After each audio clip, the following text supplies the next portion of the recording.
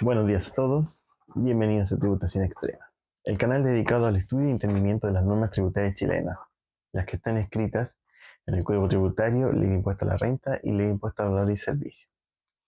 Ahora les voy a hablar acerca de las normas antielusivas, el artículo 4.4 y el 4 quinquies, los que nos indican que habrá ilusión en los actos o negocios en los que exista simulación. Actos o negocios en los que exista simulación. La simulación debe entenderse que es algo que se está planificando, algo que tuvo algún percance para poder ahorrar algún tipo de impuesto. Entonces se está haciendo ese paso para poder tener algún beneficio tributario. Por ejemplo, tener mayor costo, poder pagar impuestos en otro año, en otro periodo. Entiéndase por eso. En estos casos, los impuestos se aplicarán a los hechos efectivamente realizados por las partes. Por las partes que se refieren, generalmente cuando son relacionados ocurre mucho esto. Por ejemplo, préstamos mutuos entrerelacionados, que no está pagando el impuesto de timbre, o que se está haciendo o están llevando algún gasto entre una empresa relacionada con otra. En sí, el servicio tiene un catálogo de esquemas relacionados con esto para que los asesores tributarios y la empresaria en sí no se asusten cuando vayan a hacer esto. Los mutuos existen, es legal, pero se debe realizar mediante la norma tributaria pagando el impuesto de timbre correspondiente. El impuesto de timbre también lo vamos a tener que sacar parte porque hay impuesto de timbre con préstamos con tiempo indefinido y tiempo definido. Entonces, eso es lo que determina la tasa a aplicar y el formulario correspondiente. Luego nos dice, con independencia de los actos o negocios simulados, se entenderá que existe simulación para efectos tributarios cuando los actos y negocios jurídicos disimulen la configuración del hecho grabado. Disimular la configuración del hecho grabado. O sea, estamos realizando un paso para evitar pagar un impuesto, un hecho grabado. El hecho grabado se refiere a lo que es el artículo 2 de la Ley de Impuesto a Valor y Servicio en general, que es la definición de venta entre partes independientes.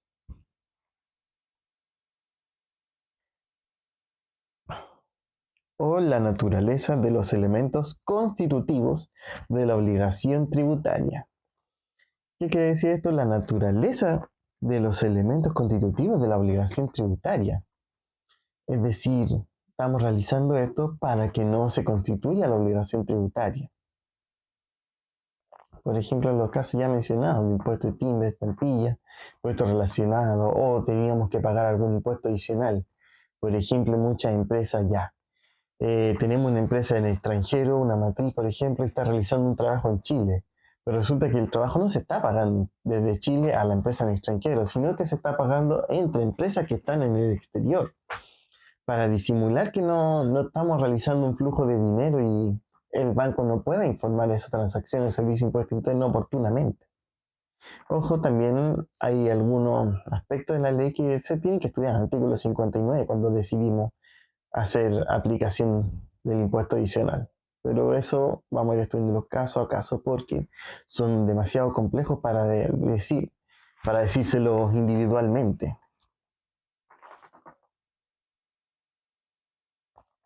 O su verdadero monto o data de nacimiento. Verdadero monto. Lo que ocurría mucho con el artículo 59 de la tasación del servicio. Muchas empresas antes se vendían empresas relacionadas, por ejemplo, en valoración de un peso. Entonces, no estamos vendiendo una empresa a lo que realmente vale, sino que le estamos poniendo un peso, no un valor de mercado. Entonces, lo ideal es siempre vender la sociedad a nivel de mercado. Ya sea que estemos planificando, no la venta, lo importante es que tenga un valor de mercado y de todos modos siempre es planificable hacer esto mediante transacciones entre empresas, compras y ventas de sociedades, comprar acciones en sí, siempre tiene que ser a valor de mercado. Muchas veces nos encontramos con informe antiguo donde se decidió establecer un peso para que no tuviera costo para la empresa, el empresario siguiente. solo con esto para mantener un control en ciertos grupos económicos que se ayudan entre sí. Eso es lo que la ley trata de buscar. ¿Dónde están esos grupos económicos que se privilegian entre ellos? Cosa de que nivelar un poco esa situación de que un empresario tercero pueda comprar la empresa correspondiente y tenga asegurado que los balances que se le presentan en toda situación sean los correctos y más verídicos posibles. Ahora, el artículo 4 quinquies, que es la existencia o abuso de simulación que se refiere 4T y 4 quater. Será a requerimiento del director por el Tribunal Tributario Aduanero correspondiente. Es decir, que cuando el Tribunal Tributario Aduanero realiza sus revisiones, ojo que siempre es después de las fiscalizaciones del Servicio de Impuesto Interno, cuando hay una discusión entre el Servicio de Impuesto Interno y el contribuyente, dicen vamos a llevarlo a través de un TTA, que es un juicio tributario. Juicios tributarios que pueden prolongarse por mucho tiempo. Pero también es un tema que se tiene que estudiar a fondo y no es preciso ahora. De conformidad al procedimiento establecido en el artículo 160 bis. El 160 bis lo que trata es la manera fundada, acompañando a los hechos y el derecho, acompañando los antecedentes de hecho y de derecho que se sustenta y que permiten la determinación de los impuestos, intereses penales y multas que dan lugar a la declaración judicial que se refiere a este artículo. La declaración judicial es la que realiza el director, la que está hablando el mismo artículo 4 quinques.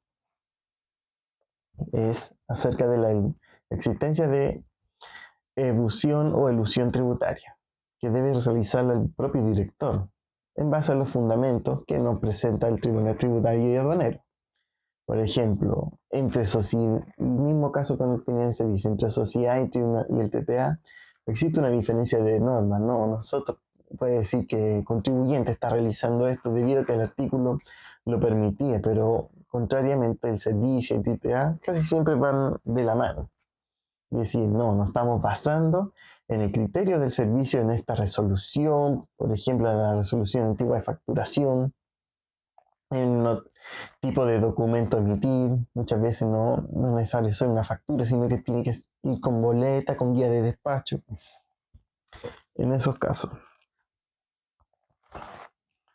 También, el mismo artículo 160 bis lo condena todo, y además, su contestación deberá contener una exposición clara de los hechos y fundamentos de derecho en que se basa su posición a la declaración o abuso de la simulación, o en su caso, la responsabilidad por el diseño o planificación de estos contratos o negocios constitutivos de abuso o simulación.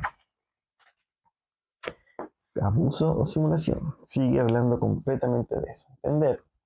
Abuso que nosotros estamos diciendo que la norma dice esto, y entonces nos estamos basando en la norma para hacer algo que podría considerarse que disminuye la base de impuestos o el total de este, como trata el artículo 4 ter.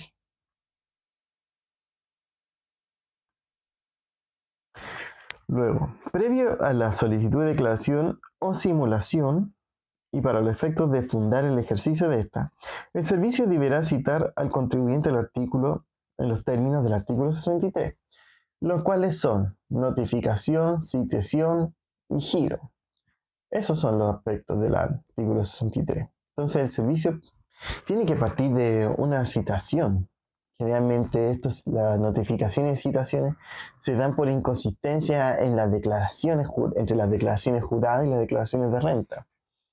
Por ejemplo, subimos un balance, que muchas veces sea porque no era el último balance cargado, se subió en la declaración jurada, que era distinto al del formulario, pero ambos muchas veces llevan al mismo impuesto y entonces a veces alguien se dio cuenta, oh, determinamos mal la depreciación, teníamos mayor cantidad de activos, no nos dimos cuenta, rebajamos por ejemplo, casos de ingreso, venta, facturación contra nota de crédito. Entonces muchas veces se reduce esto en la contabilidad y el total de ingresos ya no cuadró con los del formulario 29. Entonces, no hay, de por sí eso, no hay una manera clara de cómo debería cuadrar eso, esos ingresos. Pero sin embargo, existe el control a través del informativo, a través de la página web, que pide que sean iguales. Entonces, ahí tenemos una diferencia entre lo que es contable y lo que es tributario, y que siempre, de mi parte, me gustaría poder decirle, no, las notas de crédito llevan a costo, pero no es así. Nota de crédito es una rebaja en la venta, entonces tenemos que reversar la venta, el ingreso. No es un ingreso contable, pero informáticamente a veces no, la ecuación entre débitos fiscales e ingresos no es exactamente correcta, y por eso es que existe la observación en el formulario 22. Siguiendo. Pudiendo solicitarle los antecedentes que considere necesarios y pertinentes, incluidos aquellos que sirven para el establecimiento de la multa del artículo del 100 bis. De por sí cuando no hacen las citaciones y notificaciones es porque el servicio ya nos empezó a pedir antecedentes. Entonces aquí como que lo vuelve a recalcar. ¿Se presentó el antecedente? Sí, no. Muchas veces uno no va con todos los antecedentes y es liberado de las notificaciones, pero son ciertos casos en particular que los cuales pueden ser muchas veces conversados con el fiscalizador de turno, el cual deberá decidir si el argumento que uno dijo es suficiente para justificar la observación o se tiene que necesitar mayor información. Algunas veces igual se me ha solicitado presentar los libros de compra, pese a que son creados por el mismo servicio, pero uno se los tiene que presentar igual. De buena manera siempre. Recordemos que uno siempre tiene que tener un buen trato con los fiscalizadores, no enojarse, como yo he visto en muchos casos. No, que van fiscalizadores, abogados, asesores tributarios que van y hacen la pelea con el fiscalizador. No, el fiscalizador siempre está haciendo su propio trabajo y criterio. No, hay que tratarlos bien, como tratarías a un familiar tuyo o tu propio cliente. Ya, no salieron las cosas como no se pudo liberar tan fácilmente, pero tratar de hacer un camino para hacernos entender de que lo que estamos realizando es lo correcto. El artículo 160, 100 bis. ¿Qué nos dice? ¿Qué será? Lo importante en este artículo es que trata acerca de los artículos 4 bis, 4 ter y 4 quinques y 160 de este código. Son multas. Dice lo principal. Será sancionado con multas de hasta el 100% de todos los impuestos que debieran haberse enterado en actas fiscales, de no mediar dichas indebidas que se determinen al contribuyente. El 100% del impuesto, ojo que también el artículo 4 ter nos indicó que debía ser entre las partes, o sea, entre parte socio, empresario A, empresario B, que tuvieron su abuso o simulación en la norma, ambos deberán pagar el 100% del tributo que debió haberse afectado. Con todo, dicha multa no podrá superar las 100 unidades tributarias anuales, salvo que exista reiteración del mismo diseño o planificación. Es decir, si el servicio ya detectó la simulación o abuso y lo volviste a hacer, te vas a enfrentar a una multa más grande, la que nos dice que no podrá superar las 250 unidades tributarias anuales. 250 unidades tributarias, o sea, 250 por 300, alrededor ya, 8 por 3, 9, 90 millones de pesos. Bastante dinero. Considerando el número de casos, cuantía, todos los impuestos eludidos y circunstancias modificatorias de responsabilidad descritas en el artículo 110, 111 y 112. Estos artículos son los de tema penal.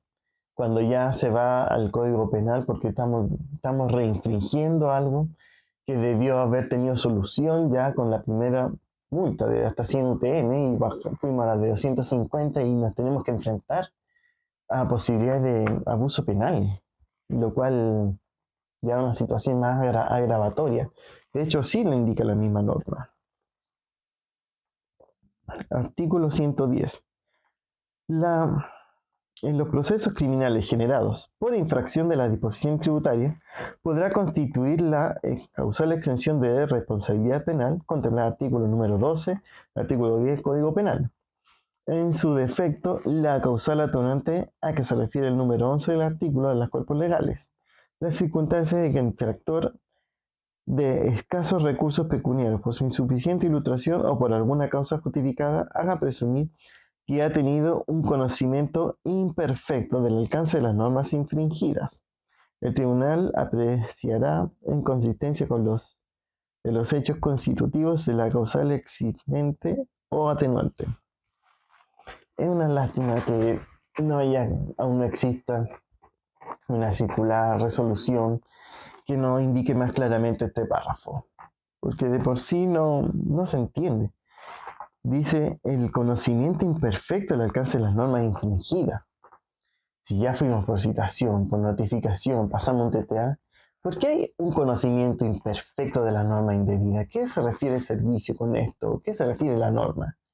O sea, pese a todo eso, el contribuyente que hizo evasión tributaria puede seguir continuando diciendo que tuvo un conocimiento imperfecto. Para mí es bastante extraño. Sin embargo, esperemos que se aclare algún día. Artículo 111. Este es sumamente importante. En los procesos criminales generados por la infracción a la norma tributaria, las circunstancias de que el hecho pecunible o no haya acarreado perjuicio al interés fiscal. Perjuicio al interés fiscal. Por ejemplo, no me di cuenta, ya hubo una ilusión, hubo la evasión, pero no hubo interés fiscal. O sea, realmente esto era debidamente hecho. Entonces, no hubo menos pago de impuestos. Como también el haberse pagado el impuesto debido y sus intereses e intenciones pecuniarias serán causales atenuantes de responsabilidad penal. Entonces, este artículo te exime de la penal, puesto que estaban pagados los impuestos. O sea, dijimos, hubo evasión en la norma, hubo ilusión, pero todo estaba en la norma. O sea, era legal hacerlo. Entonces, es un atenuante de responsabilidad penal. Eso desde mi punto de vista. Tampoco veo que haya una circular que la aclare más. Si lo encuentro, también se la voy a comunicar y lo vamos a conversar todo correctamente. Siempre, a mí me gusta siempre tener las normas en papel, en mano o en un tablet para irlo leyendo en el momento. Puesto que así es más entendible que cuando estamos en una clase. A veces las clases, cuando nos realizamos, vamos a hacer un curso, diplomado, magíster, no queda tan claro la explicación del profesor, quien da su máximo ánimo para hacer entender a los demás la posición de la ley. Pero para mí, lo que somos tributaristas extremos, nos gusta ir hasta la letra, hasta el punto donde lo diga. Y es por eso que yo hice este canal para poder conversarlo todo claramente. Espero que si tienen alguna duda o comentario también lo hagan. O sea, si me falta algún conocimiento, también me lo digan y podamos conversarlo, hacer un lead y que toda la información quede clara y consistente para todos. Siguiendo con el artículo 111, constituirá circunstancia agravante de responsabilidad penal que el delincuente, uso la palabra delincuente, ya no es contribuyente, alguien delincuente, alguien que de por sí se considera alguien malo, haya utilizado para la comisión de hecho punible, asesoría tributaria, documentación falsa, fraudulenta o adulterada. Alguna vez incluso trabajo de auditor me encontré facturas adulteradas, o por ejemplo que tú revisas la situación tributaria del proveedor y de la factura y no le correspondía tributar, entonces nos encontramos con facturación falsa, lo cual a veces, de por sí ya de las normas de la ley de impuestos al valor inservible, ya era una situación que nos hacía pagar multas y no podían corregir los formularios 29 por eso. No te aceptamos ese crédito porque tu proveedor no pagó el impuesto. Entonces ya era algo preocupante para la sociedad. Y esta norma lo intensifica aún más. Igualmente, constituirá circunstancia agravante o de responsabilidad penal que el delincuente haya tenido la calidad de productor, no haya emitido factura, facilitando de este modo la evasión tributaria de otros contribuyentes.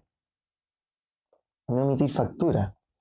Muchas veces cuando tenemos el arrendamiento de bienes raíces, no se emitía factura por una resolución antigua, que si era un contrato ante recuerdo, si era un contrato ante notario para un contribuyente de impuestos o una persona natural. Muchas veces las personas naturales cambiaban su situación tributaria, eran contribuyentes de impuestos y sí se les debía facturar.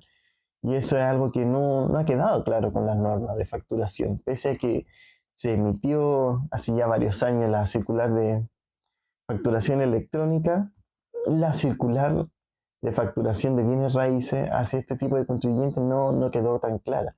Porque esto que nos trata acerca de factura, lo que era la factura anterior, la normal, de papel, y no se contempló lo que era la factura electrónica y creo que aún no es claro. Sin embargo, ahí tengo un discurso adverso, puesto que me he encontrado con asesores tributarios que me dicen no, que la norma es clara y no debemos facturar cuando el cliente es contribuyente persona natural. Y otros que me dicen que sí lo hacemos debidamente, aunque tengamos contrato, tenemos la obligación de reflejar el ingreso. Esto aún no me queda sumamente claro, pero si alguien lo tiene claro, a favor de indicármelo.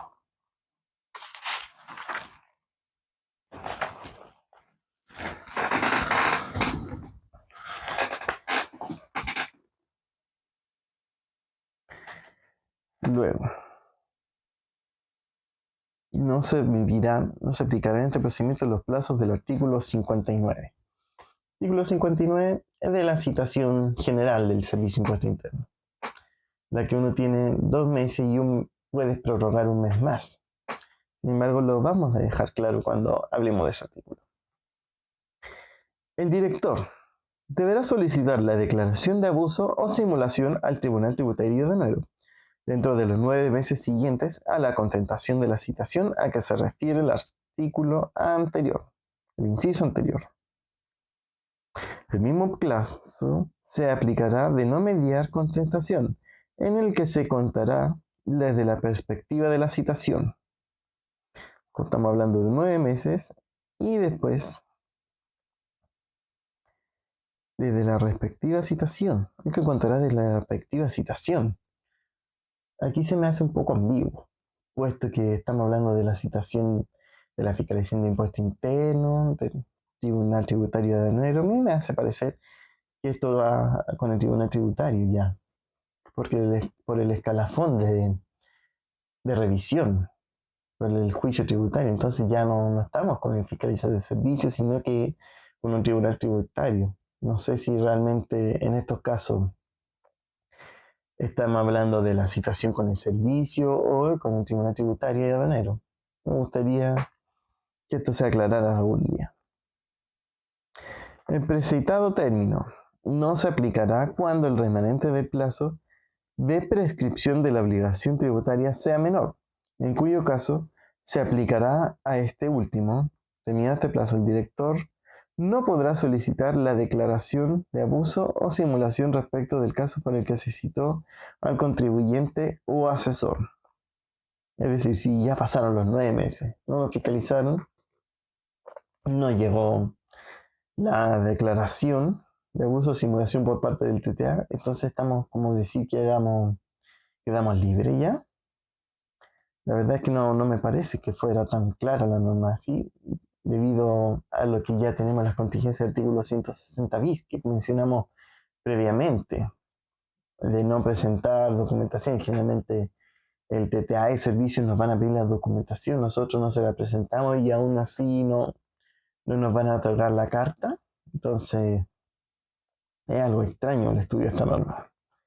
Esperemos que actúen de buena manera, de buena fe, como siempre se solicita entre asesores tributarios. Durante el tiempo transcurrido entre la fecha que se solicite la declaración o abuso o simulación hasta la resolución que se resuelva, se suspenderá el cómputo de los plazos establecidos en artículos 200 y 201. Si no mal recuerdo. Vamos a leerlo.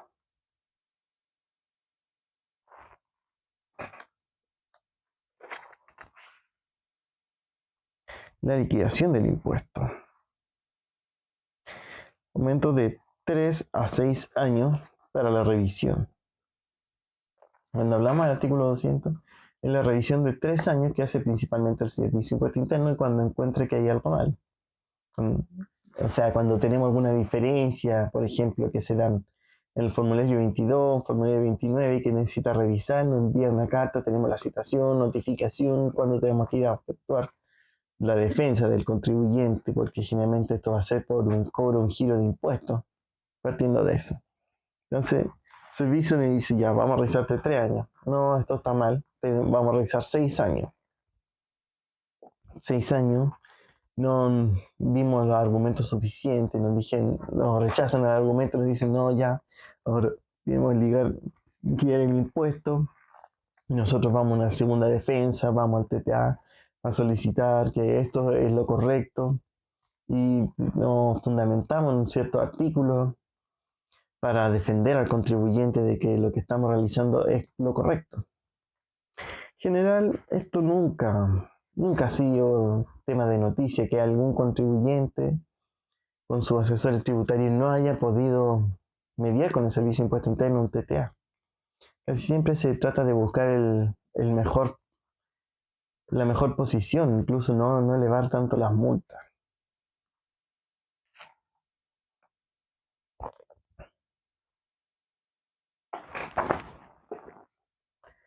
En esos casos que establezca la existencia de abuso o simulación para efectos tributarios, el Tribunal Tributario Aduanero deberá así declararlo en la resolución que dicta el efecto, dejando en ella constancia de los actos jurídicos o contratos abusivos o simulados. La constancia, o sea, el que lo escriba, el abogado, deberá dejar constancia de lo que ocurrió. En general, también trabajan con muchos auditores, contadores, los cuales deben determinar los montos. Muchas veces los abogados ya dicen, no, hay multa de este artículo, multa del 97, multa del 160, multa del artículo 100, pero no tienen la determinación correcta y es por eso que nosotros como contadores, auditores nos piden determinar bien el monto de la base imponible del impuesto y la multa que es la contingencia.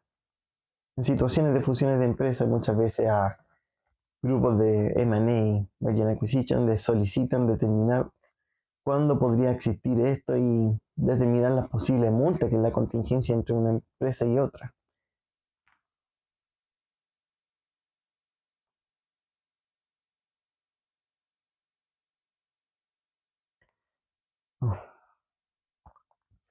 De los antecedentes de hecho y derecho en que funda la dicha calificación, determinando en la misma resolución el monto del impuesto que resulta deudado.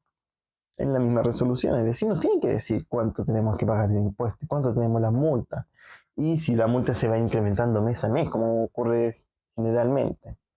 Hay una circular que se emite todos los meses acerca de las multas e intereses que se van a afectar, que el servicio los calcula mediante el artículo 97, generalmente el 14, el 11,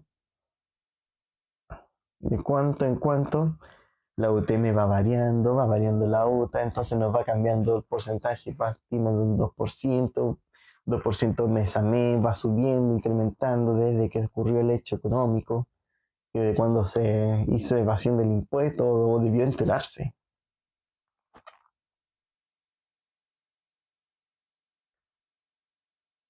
Con los respectivos reajustes, intereses, penales y multas, ordenando al servicio emitir la liquidación, giro o resolución que corresponda.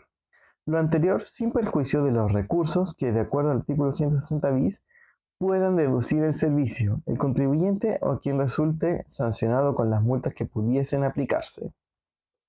Artículo 160 bis. Creo que ya se los había mencionado.